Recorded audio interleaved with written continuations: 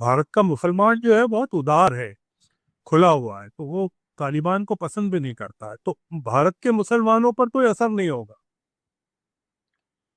इसका असर तभी होगा तो वो हिंदुओं पर होगा, कट्टर हिंदुओं पर होगा। तालिबान अपने यहाँ के भारत के मुसलमानों के साथ अपने आप को आइडेंटिफाई भी नहीं करता, वो अपने आप को काफी बहुत ही उच्च कोटि का मानता है। भारत को भी इस बात से कोई फर्क नहीं पड़ा कि तालिबान ने महिला पत्रकारों को नहीं बुलाया, मतलब they knew it, Indian government knew it.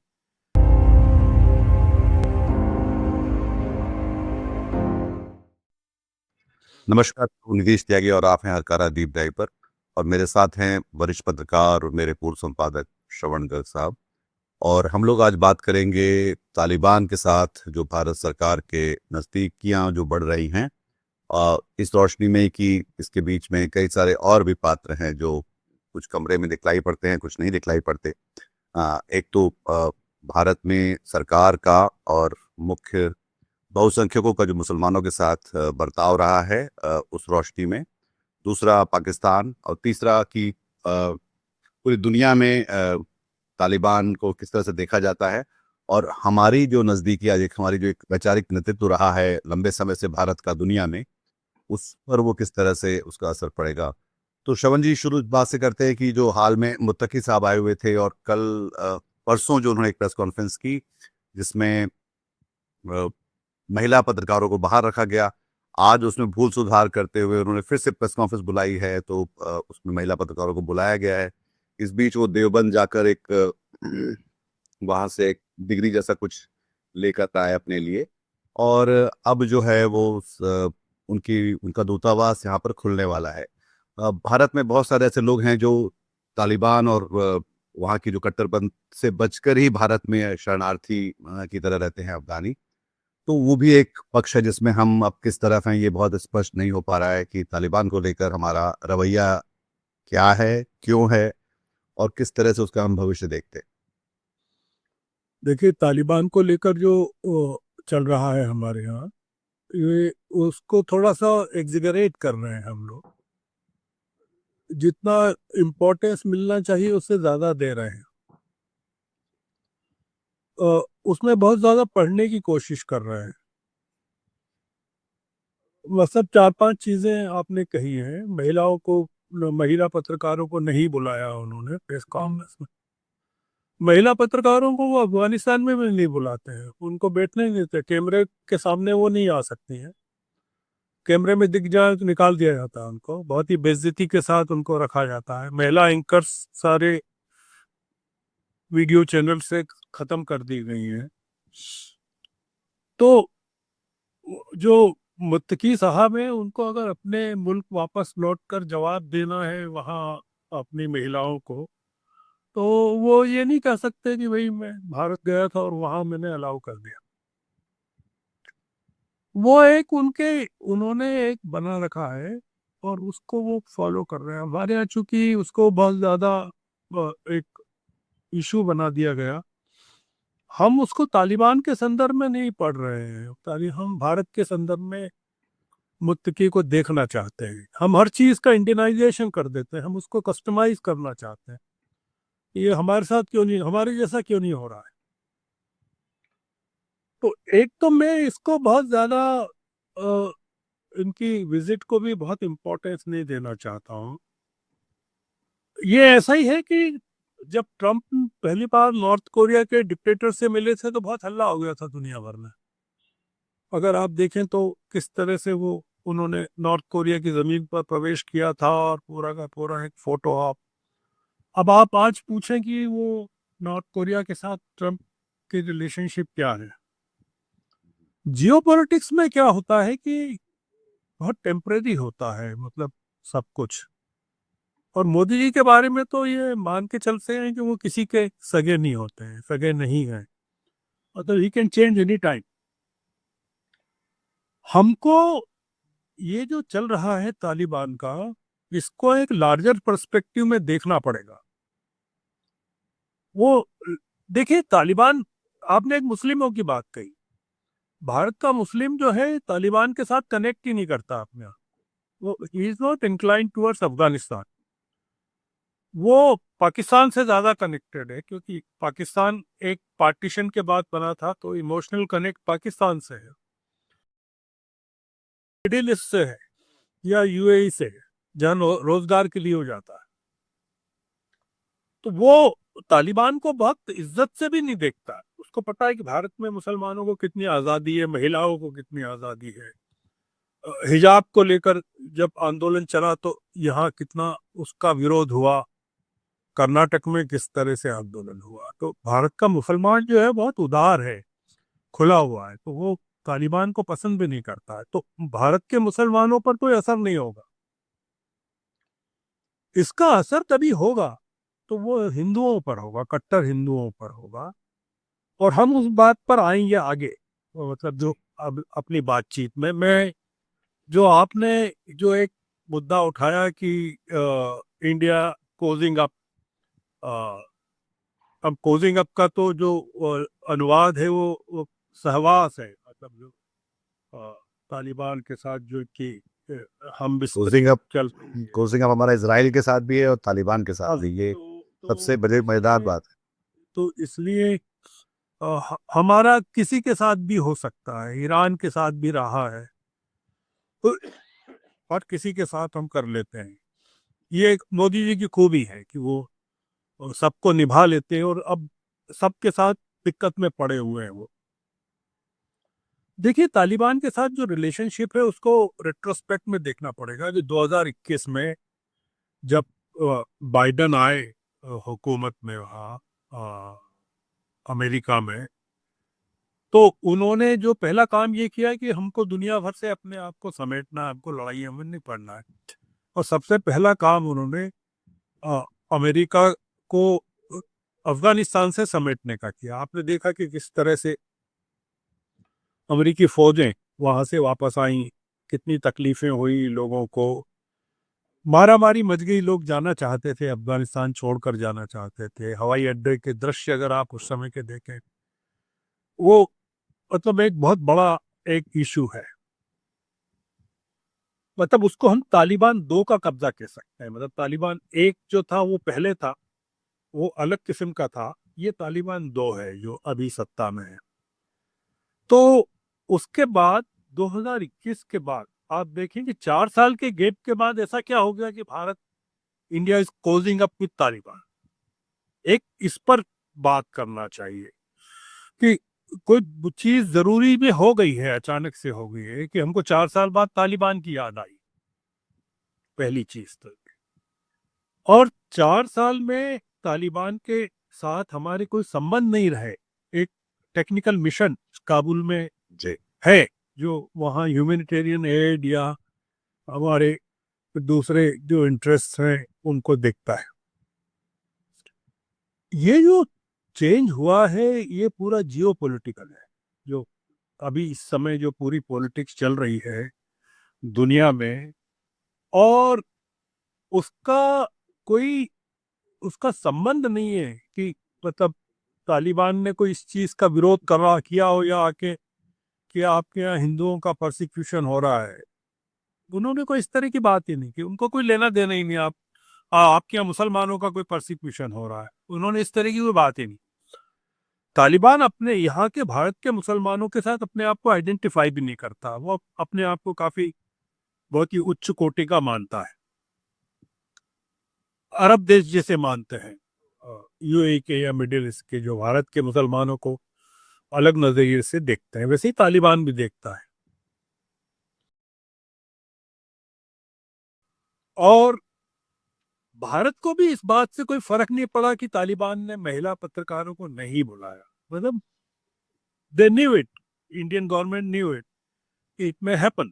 तो इसलिए उन्होंने भी इसको कोई बहुत बायोलेटरल रिलेशनशिप का कोई मुद्दा नहीं बनाया कि आपको नहीं बुलाया, महिलाओं को नहीं बुलाया उन्होंने, उसमें आपको क्यों तकलीफ होना चाहिए। वो अपने देश में भी नहीं बुलाते हैं, यहाँ भी नहीं। वो उन्होंने डिस्क्रिमिनेशन नहीं किया कि हमारे देश में भी नहीं बुलाते हैं, यहाँ बुलाए।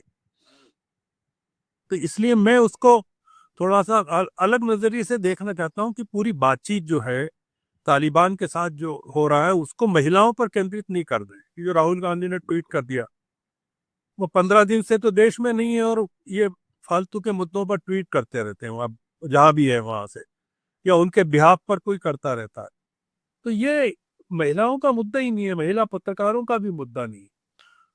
मुद्दा ये भी है कि अगर वो महिला पुरुष पत्रकारों से कहते कि आप बुर्के पहन कर आइए, तो पुरुष पत्रकार बुर्के पहन कर पहुंच जाते, या हिजाब लगाकर पहुंच जाते, मतलब जिनको जाना है वो पहुंच जाते।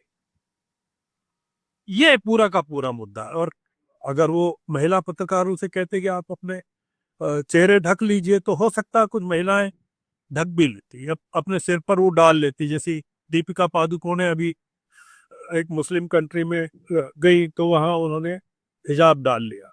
होता रिवाज है, उस मस्जिद का रिवाज है, इसलिए उन्होंने डाल जी। लिया। जी। ये पूरा का पूरा मामला ये है कि भारत अपने आप को, या भारत के मुसलमान, जैसा मैंने कहा कि पाकिस्तान के साथ ज्यादा कनेक्ट पार्टीशन के कारण करते हैं, तो इनकी जो यात्रा है उसका भी ज्यादा असर भारत पर नहीं हुआ। देवबंद पर इसलिए हुआ है कि उनके जो उमर साहब थे, उन्होंने देवबंद में, या भारत के देवबंद में नहीं, पाकिस्तान के देवबंद में, बरेली से जो जुड़ा हुआ है, उसमें उन्होंने तालीम पाई है। मैं भी गया हूँ देवबंद, और ये जिनसे मिले थे, ये वाइस चांसलर साहब से, मैं भी उनसे काफी देर मुलाकात की मैंने देवबंद। और ये शरीफ आदमी और निहायत आदमी है। देखिए, जो जियो पॉलिटिक्स का मामला है, वो उसको समझना पड़ेगा। समझना पड़ेगा मतलब, मैं नहीं समझा, मैं कोई एक्सपर्ट नहीं हूँ, पर मैं जो देख रहा हूँ उसको बता रहा हूँ। मतलब कोई विद्वान ज्यादा बेहतर तरीके से बता सकता है। वो ये है कि ट्रंप ने मोदी जी की गलतियों के कारण, या और कारणों से, सरकमस्टेंशियल चीजों के कारण, चीन और रूस की गोद में डाल दिया है पूरी तरह से, अगर हम इसको, अफगानिस्तान को समझना चाहते हैं। और अमेरिका के खिलाफ चीन जो लामबंदी कर रहा है पूरी की पूरी इस इलाके में, एशियन सब कॉन्टिनेंट में, या अफगानिस्तान के इलाके में, उसमें भारत को मोहरा बनाना चाहता है। आप इसको इस तरह से देखिए कि अमेरिका जो है, वो हमको किस तरह से अभी तंग कर रहा है। मतलब क्यों कर रहा है, लगातार क्यों कर रहा है। मतलब अभी जो लेटेस्ट है वो ये है कि हमारे जो अमेरिका से रेमिटेंसेस आते हैं, उसमें काफी बड़ा गैप हो गया, बताया नहीं जा रहा है। मतलब वो जो रेमिटेंसेस का गैप है, वो हमारी जीडीपी को 1% तक, 1%, 0.5 से 1% तक इम्पैक्ट कर सकता है। काफी बड़ा इम्पैक्ट आ रहा है। 135 बिलियन डॉलर्स का हमारे रेमिटेंसेस होते हैं, तो उसमें अगर 5 बिलियन डॉलर भी फर्क पड़ जाए, 10 बिलियन डॉलर भी अमेरिका, जबकि 27 बिलियन डॉलर के करीब अमेरिका से आता, हाईएस्ट आता है हमारे यहाँ। जी। खैर, मैं उस पर नहीं जा रहा। मैं उस पर जा रहा हूँ कि हम कैसे इसको जियो पॉलिटिक्स के साथ जोड़कर देखें, और रेट्रोस्पेक्ट में देखें। हमारी ये तालिबान से मोहब्बत है, ये सिर्फ 5 महीने की है। मतलब तालिबान 4 साल से है वहां, और हमारी जो मोहब्बत का जो सिलसिला चला है, ये कोजिंग अप जो कह रहे हैं आप, वो चला है 15 सितंबर से चला है। जी। ऑपरेशन सिंदूर के बाद से चला है, और वो यूं चला है, 15 मई के बाद से चला है। वो यूं चला है, और जो चला है उसका मैं क्रोनोलॉजी बताता हूँ कि अभी 9 अक्टूबर को, 7 अक्टूबर को, 7 अक्टूबर को Moscow format consultation on Afghanistan की बैठक हुई। Moscow format consultations on Afghanistan की 7th मीटिंग मॉस्को। वो इसलिए इंपॉर्टेंट है कि उस मीटिंग में भारत भी था, उस मीटिंग में, और बाकी जो 10 देश थे, वो 10 के 10 जो देश हैं, वो संघई कोऑपरेशन ऑर्गेनाइजेशन के मेंबर्स भी हैं। जी। रूस, चीन, Iran, Pakistan, Belarus, Kazakhstan, Kyrgyzstan, Uzbekistan, अ, ये ईरान, ये तमाम भी थे। तो 7 तारीख को वो मीटिंग हुई और 9 को फिर ये एक्टिंग फॉरेन मिनिस्टर मुत्तवी जो भी है वो आ गए थे और वो 16 तक रहेंगे भारत में। इतना लंबा पहली बार तालिबान का कोई मंत्री भारत आया है और इतना लंबा रहेगा। वो जो बैठक हुई मॉस्को की, उसमें क्या हुआ क्या? उस बैठक में अमेरिका का नाम लिए बगैर अमेरिका की आलोचना की गई कि कुछ लोग जो हैं अफगानिस्तान को और नेबरिंग कंट्रीज को अपने मिलिट्री इंफ्रास्ट्रक्चर का ठिकाना बनाना। अब ऑब्वियस है, ट्रंप ने अफगानिस्तान से मांग की है कि 2021 में अमेरिकी फौजों की वापसी के समय बगराम एयर बेस को जो उन्होंने खाली किया था वो उनको वापस चाहिए। और अफगानिस्तान ने कहा है कि हम नहीं देंगे। और अफगानिस्तान नहीं देंगे का मतलब है कि भारत भी उसके साथ जुड़ गया है कि हाँ नहीं देना चाहिए,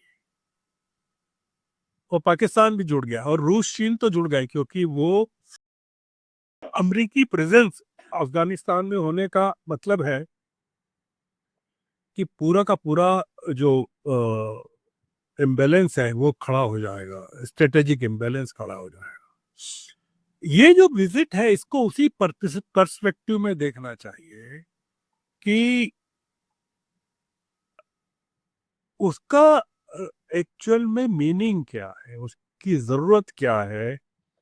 इसका बहुत ज्यादा इसको आगे नहीं बढ़ा पाएंगी भारत सरकार, क्योंकि जो यहाँ का कट्टरपंथी जो तबका है भारत का, हिंदू जो वोट बैंक है, वो इसको पसंद नहीं करेगा। अगर मैं आपको पीछे ले जाऊं 2018 में, तो शशि थरूर ने एक भाषण में जुलाई 2018 में एक बात कह दी थी कि BJP is trying to start a Taliban in Hinduism और trying to impose an intolerant form of political Hinduism, ये उन्होंने कहा था। इसके भी पहले 2019 के चुनाव के पहले थरूर ने ये कह दिया था कि 2019 के चुनाव में अगर बीजेपी को मेजोरिटी मिल गई तो वो कॉन्स्टिट्यूशन को रीराइट करें, it will rewrite the constitution and turn India into a Hindu Pakistan. अब उसको लेकर बड़ा विवाद मचा था और इतना मचा था कि वो थरूर के खिलाफ केसेस हो गए थे और अरेस्ट वारंट तक निकला था। मैं इस चीज को, आपकी बात को जो खत्म करना चाहता हूँ पूरी डिबेट को, वो ये करना चाहता हूँ, और बल्कि थरूर ने भी ये कहा था कि बीजेपी हिंदू राष्ट्र would be the mirror image of Pakistan, ये भी कहा था। तो मैं अपनी पूरी बात को यहाँ खत्म करना चाहता हूँ कि हम केवल तालिबान के साथ अपने कुछ जो रिलेशंस हैं उसको अपग्रेड कर रहे हैं। उसके कुछ स्ट्रेटेजिकल रीजंस हैं, कारण हैं जिसके कारण हम ये हो रहे हैं। क्योंकि जैसा मैंने कहा 15 मई 2025 को पहली बार जयशंकर ने इनको फोन किया, ये जो एक्टिंग फॉरेन मिनिस्टर है मुतिक्की, और वो पहला फर्स्ट मिनिस्ट्रियल कॉन्टेक्ट था 2021 के बाद में। तो मैं अपनी बात ये खत्म करता हूं कि तालिबान का भी इंटरेस्ट है, वो चीन के साथ भी उस Afghanistan is cozying up with Pakistan, is cozying up with China, every country. Pakistani तहरीकें जो भी वो तालिबान है उसके साथ लड़ाई भी चल रही है। वहाँ के तालिबानी हमले भी कर रहे हैं काबुल पर, जो पाकिस्तान के तालिबानी है। वो हमले कर रहे हैं। तालिबान जो है इस चक्कर में नहीं पड़ रहा है कि हमारे पाकिस्तान से कैसे रिलेशन है। वो इंडिपेंडेंट ऑफ पाकिस्तान हमसे रिलेशंस बिल्ड कर रहा है, क्योंकि उसका झगड़ा अलग चल रहा है। जो पाकिस्तान के साथ अलग किस्म की चीज चल रही है। खासकर जो सारे रिफ्यूजीज थे पाकिस्तान में अफगानिस्तान के, उनकी वापसी के बाद से और बढ़ गया है वो पूरा का पूरा। और बलूचिस्तान में जो पूरा का पूरा चल रहा है, उसको लेकर हमें हमारे ऊपर आरोप भी है कि हम लोग अफगानिस्तान से उसमें कार्रवाई कर रहे हैं। तो ये पूरी की पूरी जो कहानी है तालिबान को लेकर, जो हमारी रिलेशनशिप है, इसको मैं कोई बहुत ज्यादा गंभीरता से हिंदू मुस्लिम के संदर्भ में नहीं लेना चाहता। या अमित शाह ने जो कहा अभी कि मुसलमानों की आबादी कितनी बढ़ गई है, जागरण के एक फंक्शन में जो उन्होंने कहा कितने परसेंट, 24% बढ़ गई है और हिंदुओं की कम हो गई है, उस संदर्भ में भी नहीं ले रहा हूँ। इसमें जो एक बात शायद ये है कि जो बात प्रवृत्ति की भी है कि जैसे एक लंबे समय से भारत और अफगानिस्तान की जो दोस्तियां रही हैं, बहुत सारे लोग यहाँ आके पढ़े हैं जो उनके राष्ट्राध्यक्ष भी बने, और बहुत सारे लोग हैं जो यहाँ पे रहते हैं, पढ़ने आते थे। नागरिक स्वतंत्रता की तरफ है, लोकतंत्र की तरफ है या मानवाधिकार की तरफ है, तो उसमें एक लंबे समय से भारत की भागीदारी रही है अफगानिस्तान की तरक्की में और उसके आगे बढ़ने में। पर अब जो प्रवृत्तियों का ये जो मिलना है, जो जिसको लेकर बार बार शायद रेखांकित किया जा रहा है कि वो बहुसंख्य और कट्टरपंथ और इस तरह का जो मानवाधिकार हनन, उन सारे मामलों में इस समय की जो रजीम से दोनों देशों की, वो लगभग एक सुर में रहती हैं, और एक तरह से उनके ग्रेडियंट अलग अलग हो सकते हैं, पर वो दरअसल उस तरह से ही करती हैं कि जहाँ पे और तीसरा ये कि जो दोनों की शायद बीच में जो पाकिस्तान है वो एक बहुत केंद्रीयता के साथ बढ़ रहा है। तो एक तो प्रवृत्ति की बात भी है कि हम किस प्रवृत्ति से, मतलब भारत एक लंबे समय से लोकतंत्र का एक, चाहे वो गुटनिरपेक्ष देश है या दक्षेश के, उसमें वो लगातार एक एक नेतृत्व हासिल करता रहा है, वो नेतृत्व फिसल रहा है। तो ये भी एक डेस्परेशन है कि जब आपका सिंदूर होता है तो सिर्फ आपको दो ही देश सपोर्ट करते हैं और पाकिस्तान को ब्लेम करते हैं, वो तालिबान सरकार है अफगानिस्तान की और इजराइल की सरकार है। बाकी दुनिया में कोई भी देश इस समय, तो क्या ये एक एक जो इसको बोलते हैं कि ऑर्फन, लावारिस आपकी पोजीशनिंग है दुनिया में, जहाँ पे आपके पास कोई, क्योंकि कोई नहीं है तो चलो अब इसलिए हम बात करें और वो उन्हीं प्रवृत्तियों को हम आगे बढ़ाएं जो कि दरअसल अपने अपनी जनता के खिलाफ। ये इसको लेकर कई सारे सवाल हैं जो कि शायद इसके बारे में आप बताना चाहें, और फिर हम पाकिस्तान के बारे में बात करके इसको इस बातचीत को करें। देखिए, दोनों तरफ कट्टरपंथ है, वो दोनों तरफ एक्सट्रीम कट्टरपंथ है। वहाँ जो इस्लामी कट्टरपंथ है, शरीयत है, वो अलग किस्म की है, हमारे यहाँ अलग किस्म की है, तो दोनों कभी मिल नहीं सकते। एक चीज जो हमको समझना चाहिए कि इकोनॉमिकली अफगानिस्तान बहुत ताकतवर हो गया है, और उन्होंने करप्शन को पूरी तरह से लगभग, जो मैं एक इकोनॉमिस्ट में रिपोर्ट पढ़ रहा था अफगानिस्तान को लेकर, करप्शन को एलिमिनेट कर दिया है काफी नीचे तक। महिलाओं का मुद्दा छोड़ दें, उनकी एजुकेशन का, उनके बेटरमेंट का,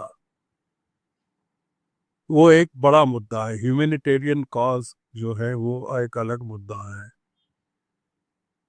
और अफगानिस्तान इसके कारण सफ़र भी कर रहा है बहुत ज़्यादा, क्योंकि उनको एड नहीं मिल रही है, मदद नहीं मिल, ये भी एक है। पर अफगानिस्तान जो पिछले 4 साल में उसने एक जो खड़ा किया अपने आप को 2021 के बाद में नए सिरे से, ये सिंबॉलिक है कि जब वो मुत्तवी या मुत्तावी एड्रेस कर रहे थे, तब उन्होंने उनके पीछे जो तस्वीर लगी थी वो बामियान की थी, अगर आप देखें। और ये बामियान वो है जिसको तालिबान को माना जाता है कि उन्होंने उसको खत्म कर दिया था, उड़ा दिया, उन्होंने बुद्ध की प्रतिमा उड़ा दी थी। बुद्ध की प्रतिमा उड़ा। तालिबान के कल्चर में सिंदूर की कोई जगह नहीं है और मूर्ति पूजा की का भी कोई स्थान नहीं। मतलब बुद्ध की प्रतिमा को दिखाना भी मूर्ति पूजा है, बुद्ध परस्ती। बुद्ध परस्ती है। ये अगर आप उसको बुद्ध परस्ती कहें या बुद्ध परस्ती, इट्स वेरी सिंबॉलिक कि उन्होंने उसको हटवाया नहीं बल्कि लगवाया,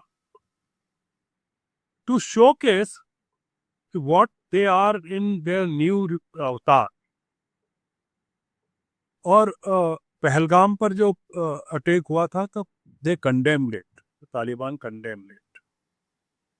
तो हमको तालिबान की अफगानिस्तान में रिजीम को एक लार्जर पर्सपेक्टिव में देखना पड़ेगा। और वो उनकी बॉडी लैंग्वेज में डिक्टेटिंग टर्म्स पर आप देखिए कि वो they are dictating to India, जी। India being much larger than Afghanistan in number of veg.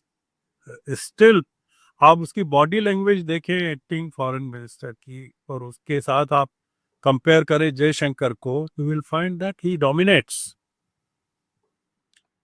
तो इसलिए मैं ये जो इमर्जिंग अफगानिस्तान है वो डिफरेंट है। तालिबान वन जो था वो अलग था, उसको हमने रिकॉग्नाइज भी किया था। India had number of countries had recognize that Taliban one. हमारी एम्बेसी थी वो, अभी हम एम्बेसी खोल रहे हैं वहां, पर हम तालिबान को रिकॉग्नाइज नहीं कर रहे हैं। दुनिया के किसी भी देश में, अब रूस को छोड़कर किसी ने भी इस तालिबान रिजीम को रिकॉग्नाइज नहीं किया। सबके वहां वो हैं, कॉन्सुलेट्स हैं, एम्बेसीज हो सकती है। तो इसलिए ये जो नया समीकरण बन रहा है हमारे इर्द गिर्द, भारत जो है उसमें मैं ये मानूंगा कि फंस गया है और फंसता जा रहा है वो। और ये जो तालिबान में जो चला गया या रूस में, चीन में, और at the same time America को कंसेशन भी देना चाहता है, दे रहा है, लगातार दे रहा है। अभी ट्रेड टॉक चल रही और ट्रंप जो है बिल्कुल लिफ्ट नहीं दे रहा है। H1B को लेकर जो नए उनके प्रतिबंध हैं वो और भी भयानक है। तो इसलिए मैं ये कह रहा हूं कि अभी इसको बहुत जल्दी कंक्लूड नहीं कर सकते ये इंडिया तालिबान को। पाकिस्तान बहुत रिएक्ट किया, पाकिस्तान ने ये पूरा जो तालिबान के साथ भारत का जो रिलेशनशिप है उसको लेकर पाकिस्तान ने रिएक्टेड वेरी वायलेंटली। क्योंकि पाकिस्तान के मंत्री ने जब ये कहा कि हम हमला कर सकते हैं या लड़ाई कर सकते हैं भारत से, बंद नहीं हुआ, इट मीन्स बहुत सारी चीजें चल रही है। तो उस स्थिति में आप अफगानिस्तान के साथ जुड़कर पाकिस्तान को अगर उस मोर्चे पर, उस फ्रंट पर एंगेज करना चाहते हैं, अफगान फ्रंट पर, तो एक स्ट्रेटेजी ये भी हो सकती है। इसलिए मैं, ऐसा होता रहा है हमारे यहाँ कि हम लोग जब भी पाकिस्तान की तरफ से तकलीफ आई, हम लोगों ने बलूचिस्तान में या अफगान फ्रंट पर पाकिस्तान को एंगेज किया है। इसलिए ये वो जो लोग हैं, एक्सपर्ट्स लोग हैं फॉरेन पॉलिसी के, या वो ज्यादा बेहतर बता सकते हैं।